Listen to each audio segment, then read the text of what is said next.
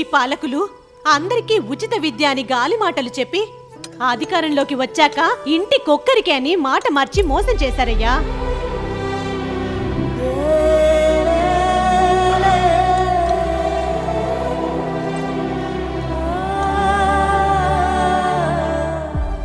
దేవుడా, స్తోమత ఉంటే 2 పిల్లల్ని చదివించాలనుంది. కానీ మోసం చేసిన చేతకాని నాయకుల్ని ఏమీ చేయలేక ఎవరిని చదివించాలో ఎవరిని మాన్పించాలో ఎంపిక చేసే భారం నీ మీదే పెడుతున్నాను.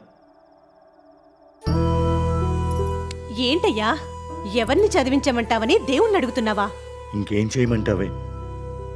ఒకరిని చదివించి ఇంకొకరిని మాన్పించాలని ఏ తండ్రికుంటా చెప్పు. మన సమస్యకి పరిష్కారం మన చేతుల్లోనే ఉందయ్యా. బాబుగారు ప్రతి బిడ్డకి 15,000 ఇస్తానని మాటిచ్చాడయ్యా.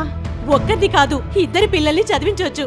మనం చేయాల్సింది రాబోయే ఎన్నికల్లో సైకిల్ గుర్తుకు ఓటు వేసి మన బాబుగారిని గెలిపించడమే. ఈసారి ఛాన్స్ తీసుకోము, ఫ్యాన్కు ఇంకో ఛాన్స్ ఇవ్వము.